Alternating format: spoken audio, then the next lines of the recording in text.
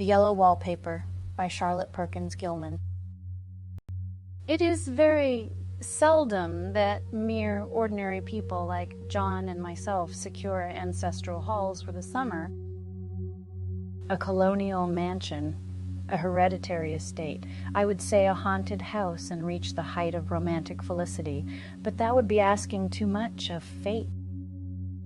Still, I will proudly declare that there is something queer about it. Else, why should it be let so cheaply? And why have stood so long untenanted? John laughs at me, of course, but one expects that in marriage. John is practical in the extreme. He has no patience with faith, an intense horror of superstition, and he scoffs openly at any talk of things not to be felt and seen and put down in figures. John is a physician, and perhaps I would not say it to a living soul, of course, but this is dead paper and a great relief to my mind. Perhaps that is one reason I do not get well faster. You see, he does not believe I'm sick. And what can one do? If the physician of high standing and one's own husband assures friends and relatives that there is really nothing the matter with one but temporary nervous depression, a slight hysterical tendency, what is one to do? My brother is also a physician and also of high standing, and he says the same thing. So I take phosphates or phosphites, whichever it is, and tonics and journeys and air and exercise, and am absolutely forbidden to work until I am well again. Personally, I disagree with their ideas. Personally, I believe that congenial work with excitement and change would do me good. But what is one to do? I did write for a while in spite of them. But it does exhaust me a good deal, having to be so sly about it, or else meet with heavy opposition. I sometimes fancy that in my condition, if I had less opposition and more society and stimulus, but John says the very worst thing I can do is to think about my condition. And I confess it always makes me feel bad. So I will let it alone and talk about the house. The most beautiful place. It is quite alone, standing well back from the road, quite 3 miles from the village. It makes me think of English places that you read about, for there are hedges and walls and gates that lock, and lots of separate little houses for the gardeners and people. There is a delicious garden. I never saw such a garden, large and shady, full of box-bordered paths, and lined with long, grape-covered arbors with seats under them. There were greenhouses, too, but they're all broken now. There was some legal trouble, I believe, something about the heirs and co-heirs. Anyhow, the place has been empty for years. That spoils my ghostliness, I'm afraid. But I don't care. There's something strange about the house, I can feel it. I even said so to John one moonlight evening, but he said what I felt was a draft and shut the window. I get unreasonably angry with John sometimes. I'm sure I never used to be so sensitive. I think it is due to this nervous condition. But John says if I feel so, I shall neglect proper self-control. So I take pains to control myself before him, at least, and that makes me very tired. I don't like our room a bit. I wanted one downstairs that opened on the piazza and had roses all over the window and such pretty old-fashioned chintz hangings. But John would not hear of it. He said there was only one window and not room for 2 beds, and no near room for him if he took another. He is very careful and loving and hardly lets me stir without special direction. I have a scheduled prescription for each hour in the day. He takes all care from me, and so I feel basically ungrateful not to value it more. He said we came here solely on my account, that I was to have perfect rest and all the air I could get. Your exercise depends on your strength? my dear," said he, "and your food somewhat on your appetite. But air you can absorb all the time." So we took the nursery at the top of the house. It is a big, airy room, the whole floor, nearly, with windows that look all ways, and air and sunshine galore. It was nursery first, and then playground and gymnasium, I should judge. For the windows are barred for little children, and there are rings and things in the walls.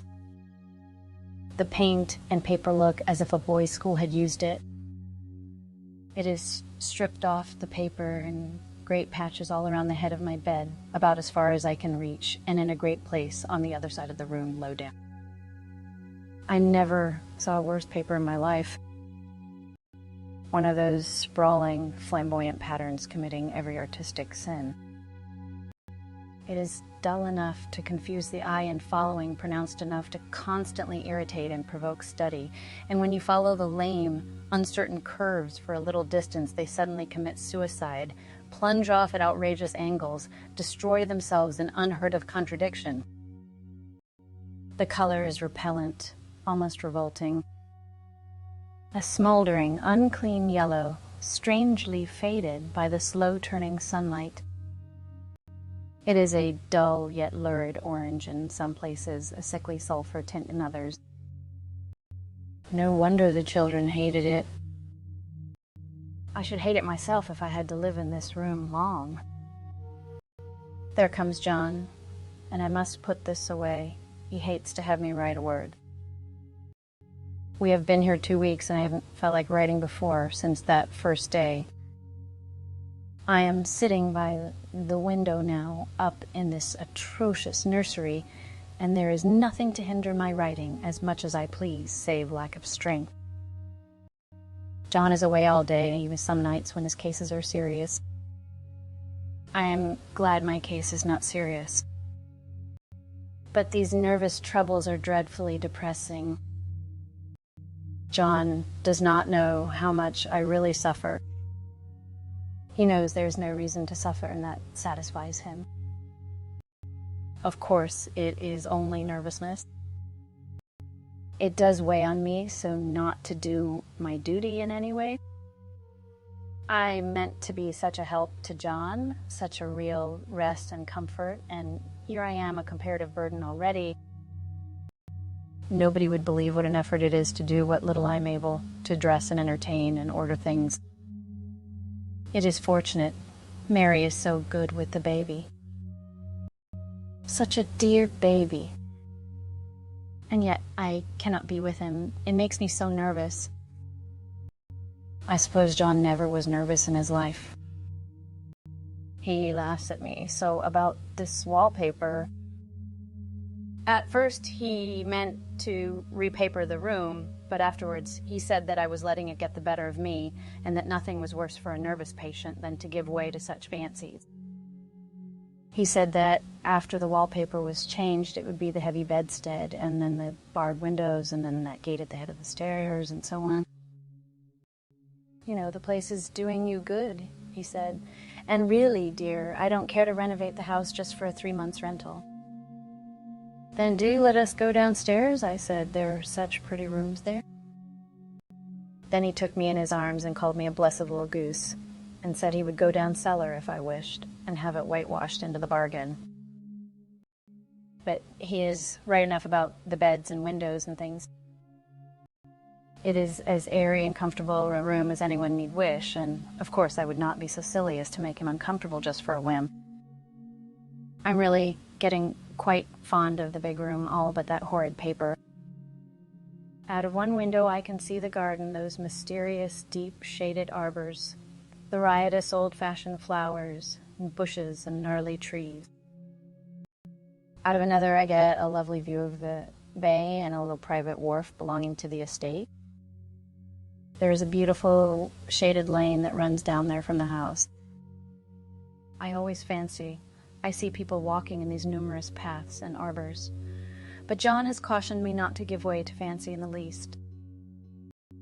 He says that with my imaginative power and habit of story making a nervous weakness like mine is sure to lead to all manner of excited fancies, and that I ought to use my will and good sense to check the tendency. So I try. I think sometimes that if I were only well enough to write a little, it would relieve the press of ideas and rest me. But I find I get pretty tired when I try. It is so discouraging not to have any advice and companionship about my work. When I get really well, John says we will ask Cousin Henry and Julia down for a long visit. But he says he would as soon put fireworks in my pillowcases to let me have those stimulating people about now. I wish I could get well faster, but I must not think about that. This paper looks to me as if it knew what a vicious influence it had. There is a recurrent spot where the pattern lolls like a broken neck, and two bulbous eyes stare at you upside down. I get positively angry with the impertinence of it and the everlastingness. Up and down and sideways they crawl, and those absurd, unblinking eyes are everywhere. There's one place where two breadths didn't match, and the eyes go all up and down the line, one a little higher than the other. I never saw so much expression in an inanimate thing before, and we all know how much expression they have. I used to lie awake as a child and get more entertainment and terror out of blank walls and plain furniture than most children could find in a toy store. I remember what a kindly wink the knobs of our big old bureau used to have, and there was one chair that always seemed like a strong friend. I used to feel that if any of the other things looked too fierce, I could always hop into that chair and be safe. The furniture in this room is no worse than inharmonious, however, for we had to bring it all from downstairs. I suppose when this was used as a playroom, they had to take the nursery things out, and no wonder. I never saw such ravages as the children have made here. The wallpaper, as I said before, is torn off in spots, and it sticketh closer than a brother. They must have had perseverance as well as hatred. Then the floor is scratched and gouged and splintered. The plaster itself is dug out here and there, and this great heavy bed, which is all we found in the room, looks as if it had been through the wars. But I don't mind it a bit, only the paper. There comes John's sister. Such a dear girl as she is, and so careful of me. I must not let her find me writing. She is a perfect and enthusiastic housekeeper and hopes for no better profession. I verily believe she thinks it is the writing which made me sick. But I can write when she is out and see her a long way off from these windows. There is one that commands the road, a lovely, shaded, winding road, and one that just looks off over the country. A lovely country, too, full of great elms and velvet meadows. This wallpaper has a kind of sub-pattern in a different shade, a particularly irritating one, for you can only see it in certain lights and not clearly then. But in the places where it isn't faded and where the sun is just so, I can see a strange, provoking, formless sort of figure that seems to sulk about behind that silly and conspicuous front design. There's Sister on the stairs.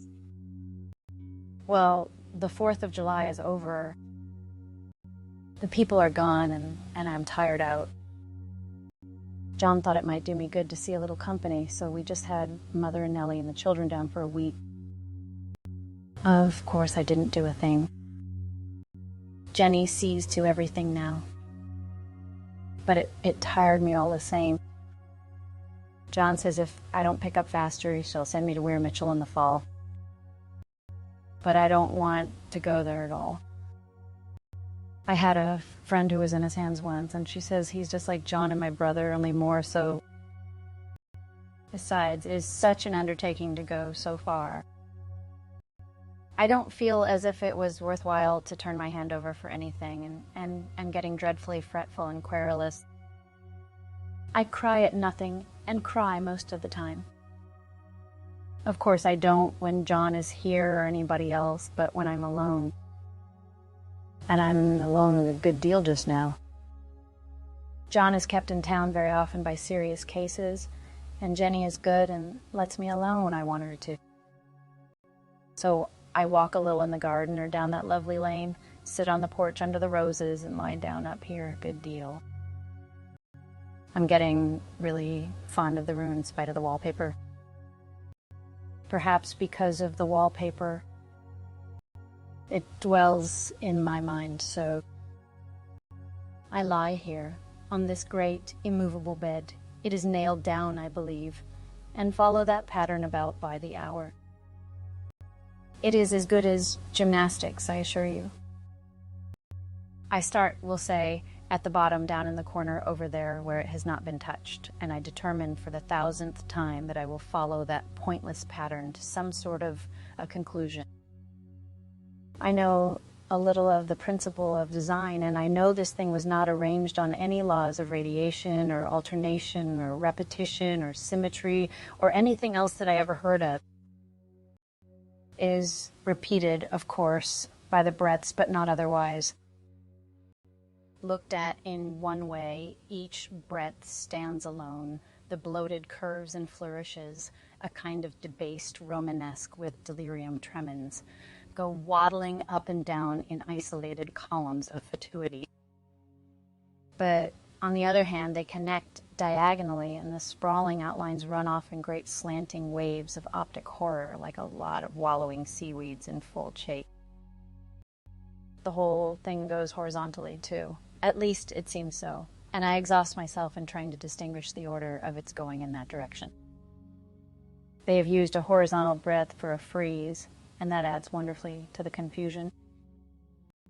There is one end of the room where it is almost intact, and there, when the cross lights fade and the low sun shines directly upon it, I can almost fancy radiation after all. The interminable grotesques seem to form around a common center and rush off in headlong plunges of equal distraction. It makes me tired to follow it. I will take a nap, I guess. I don't know why I should write this. I don't want to. I don't feel able. And I know John would think it absurd. But I must say, what I feel and think in some way, it is such a relief. But the effort is getting to be greater than the relief. Half the time now I am awfully lazy and lie down ever so much. John says I mustn't lose my strength and has me take cod liver oil and lots of tonics and things, to say nothing of ale and wine and rare meat. Dear John.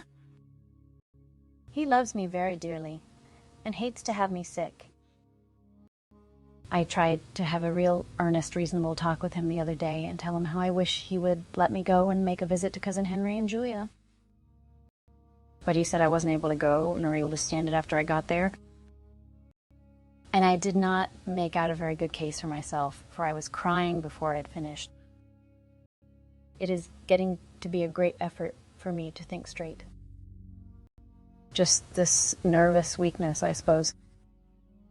And dear John gathered me up in his arms and just carried me upstairs and laid me on the bed and sat by me and read to me till it tired my head.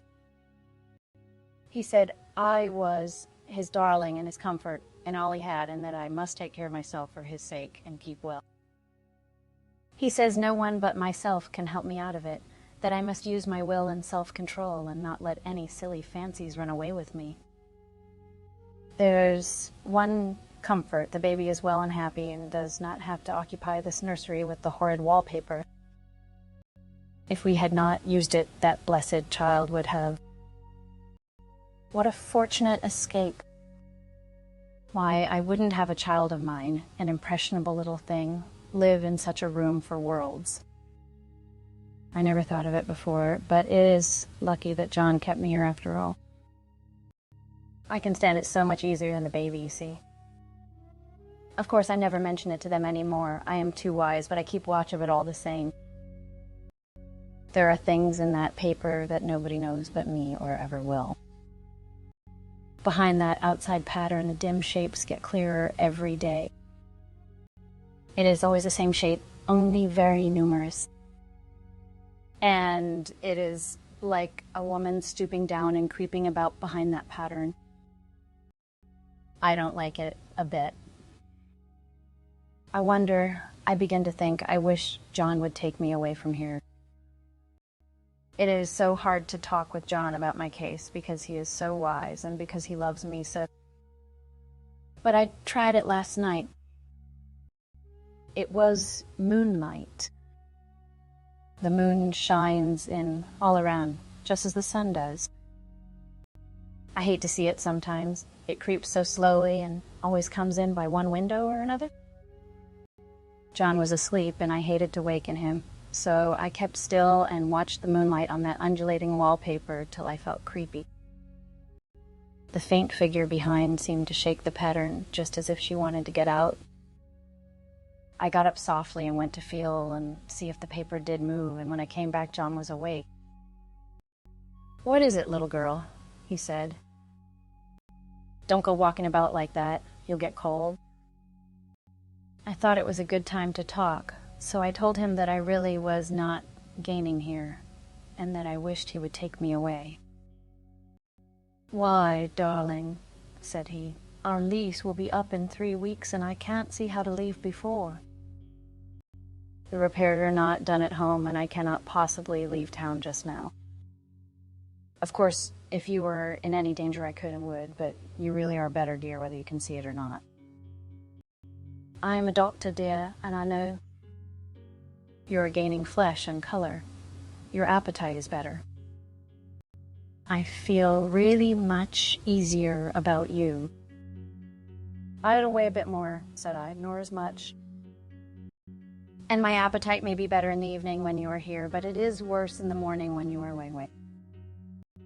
"Bless her little heart," said he with a big hug. "She shall be as sick as she pleases. But now let's improve the shining hours by going to sleep and talk about it in the morning." "And you won't go away?" I asked gloomily. "Why, how can I, dear? It is only 3 weeks more, and then we will take a nice little trip of a few days while Jenny is getting the house ready." "Really, dear, you are better." "Better in body?" Perhaps I began, and stopped short, for he sat up straight and looked at me with such a stern, reproachful look that I could not say another word. "My darling," said he, "I beg of you, for my sake and for our child's sake, as well as for your own, that you will never for one instant let that idea enter your mind. There is nothing so dangerous, so fascinating to a temperament like yours. It is a false and foolish fancy. Can you not trust me as a physician when I tell you so?" So of course I said no more on that score, and we went to sleep before long. He thought I was asleep first, but I wasn't. I lay there for hours trying to decide whether that front pattern and the back pattern really did move together or separately. On a pattern like this, by daylight, there is a lack of sequence, a defiance of law that is a constant irritant to a normal mind. The color is hideous enough and unreliable enough and infuriating enough, but the pattern is torturing. You think you have mastered it, but just as you get well underway and following, it turns a back somersault, and there you are. It slaps you in the face, knocks you down, tramples upon you. It is like a bad dream. The outside pattern is a florid arabesque, reminding one of a fungus.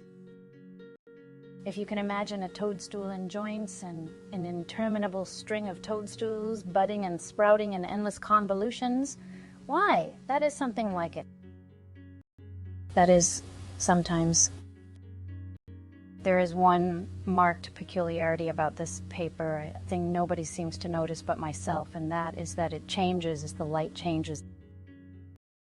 When the sun shoots in through the east window, I always watch for that first long, straight ray. It changes so quickly that I never can quite believe it. That is why I watch it always. By moonlight, the moon shines in all night when there is a moon. I wouldn't know it was the same paper. At night, in any kind of light, in twilight, candlelight, lamplight, and worst of all, by moonlight, it becomes bars. The outside pattern, and the woman behind it is as plain as can be. I didn't realize for a long time what the thing was that showed behind that dim sub-pattern, but now I am quite sure it is a woman. By daylight, she is subdued, quiet. I fancy it is the pattern that keeps her so still. It is so puzzling. It keeps me quiet by the hour. I lie down ever so much now. John says it is good for me and to sleep all I can. Indeed, he started the habit by making me lie down for an hour after each meal. It is a very bad habit, I am convinced, for you see, I don't sleep. And that cultivates deceit, for I don't tell him I'm awake. Oh no. The fact is, I'm getting a little afraid of John. He seems very queer sometimes, and even Jenny has an inexplicable look. It strikes me occasionally just as a scientific hypothesis that perhaps it is the paper. I have watched John when he did not know I was looking and come into the room suddenly on the most innocent excuses, and I've caught him several times looking at the paper, and Jenny too. I caught Jenny with her hand on it once. She didn't know I was in the room, and when I asked her in a very quiet voice, with the most restrained manner possible, what she was doing with the paper, she turned around as if she'd been caught stealing, and looked quite angry, asked me why I should frighten her so. Then she said that the paper stained everything it touched, that she had found yellow smooches on all my clothes and John's, and she wished we would be more careful. Did not that sound innocent? But I know she was studying that pattern, and I am determined that nobody shall find it out but myself. Life is very much more exciting now than it used to be. You see, I have something more to expect, to look forward to watch. I really do eat better, and am more quiet than I was. John is so pleased to see me improve. He laughed a little the other day and said I seemed to be flourishing in spite of my wallpaper. I turned it off with a laugh. I had no intention of telling him it was because of the wallpaper. He would make fun of me. He might even want to take me away. I don't want to leave now until I've found it out. There's a week more, and I think that will be enough. I'm feeling ever so much better. I don't sleep much at night, for it is so interesting to watch developments. But I sleep a good deal in the daytime. In the daytime, it is tiresome and perplexing. There are always new shoots on the fungus and new shades of yellow all over it. I cannot keep count of them, though I have tried conscientiously. It is the strangest yellow, that wallpaper. It makes me think of all the yellow things I ever saw. Not beautiful ones like buttercups, but old, foul, bad yellow things. But there is something else about that paper, the smell. I noticed it the moment we came into the room, but with so much air and sun, it was not bad. Now we have had a week of fog and rain, and whether the windows are open or not, the smell is here. It creeps all over the house. I find it hovering in the dining room, skulking in the parlor, hiding in the hall, lying in wait for me on the stairs. It gets into my hair. Even when I go to ride, if I turn my head suddenly and surprise it, there is that smell. Such a peculiar odor to... I've spent hours in trying to analyze it, to find what it smelled like. It is not bad at first and very gentle, but quite the subtlest, most enduring odor I ever met. In this damp weather, it is awful. I wake up in the night and find it hanging over me. It used to disturb me at first. I thought seriously of burning the house to reach the smell. But now I'm used to it. The only thing I can think of that it is like is the color of the paper, a yellow smell. There's a very funny mark on this wall, low down near the mopboard.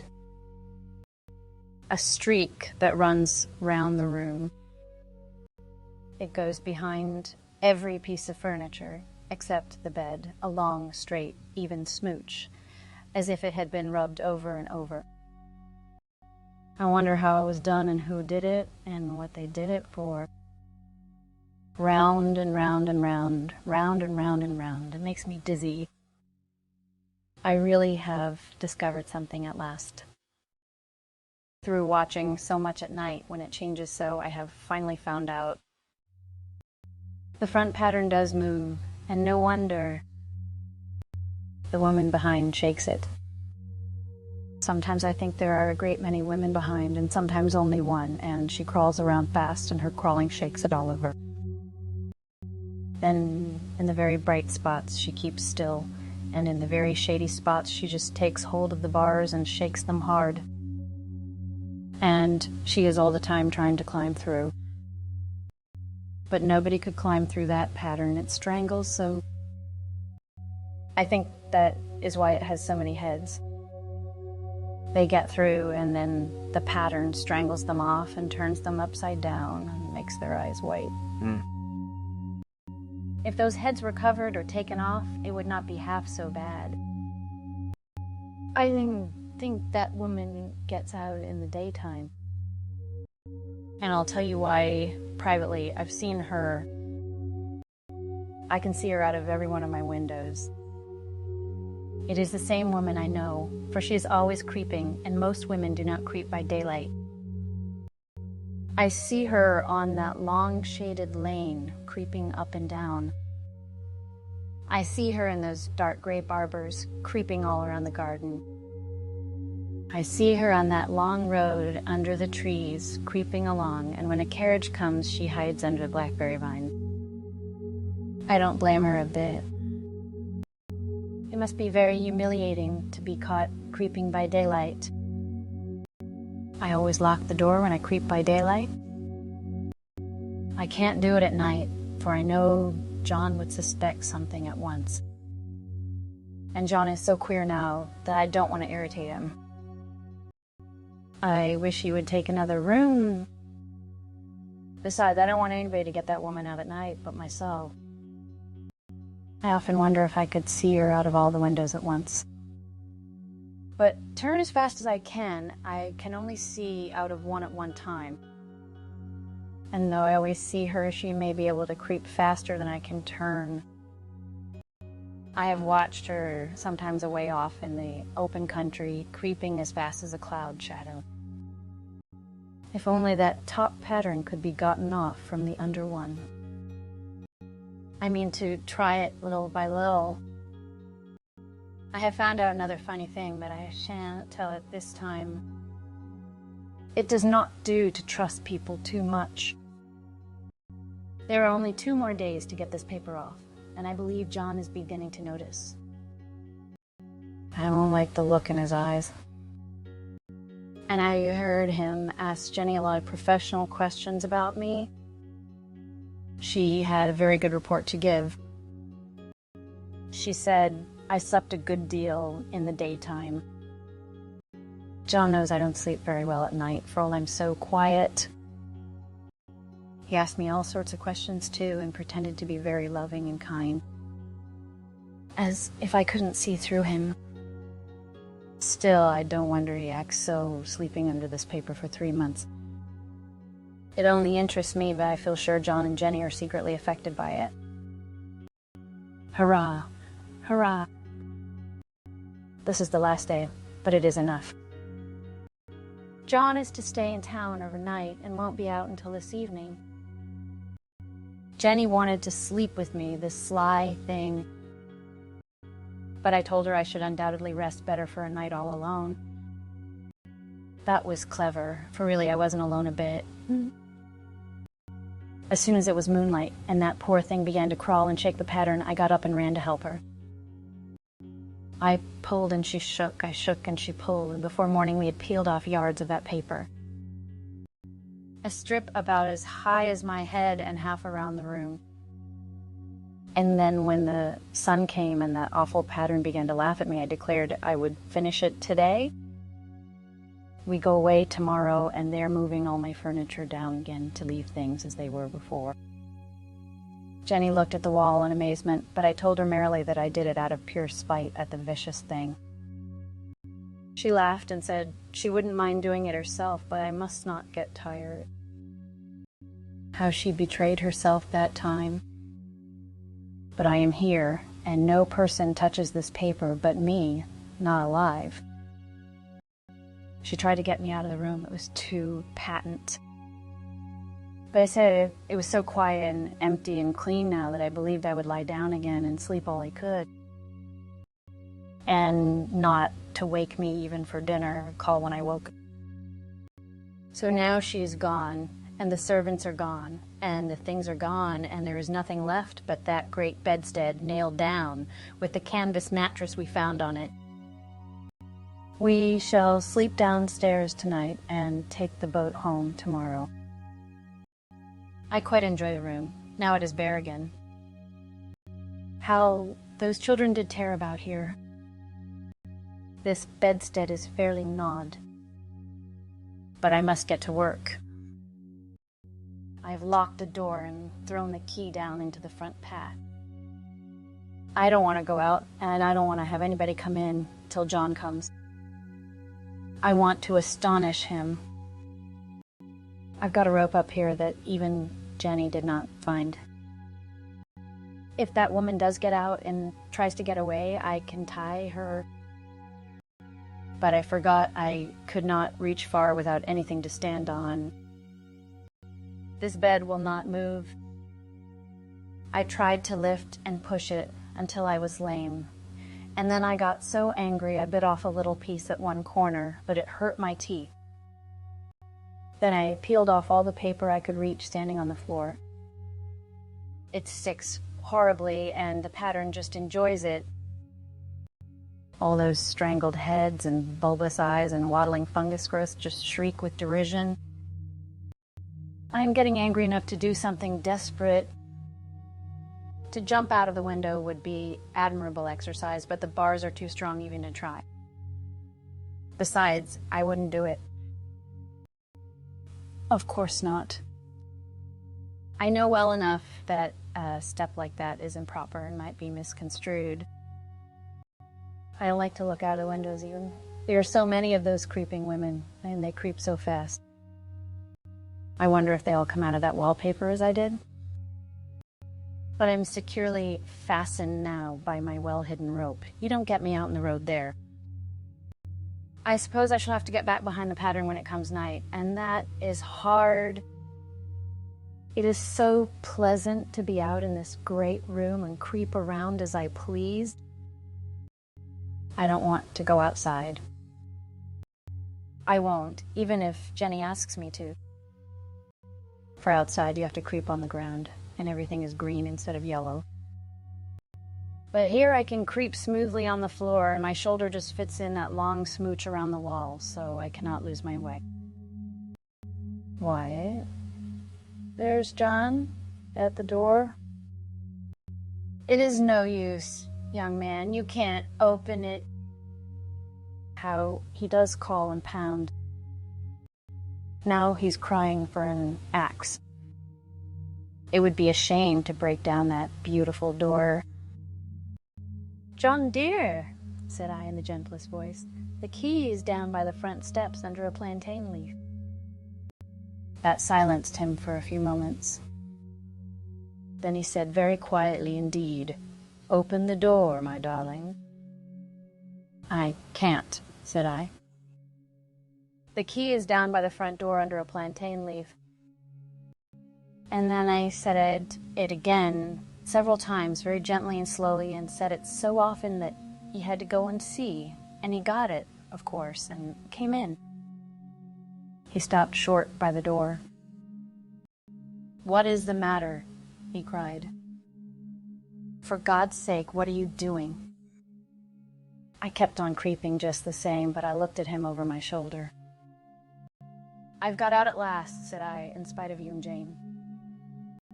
And I've pulled off most of the paper, so you can't put me back."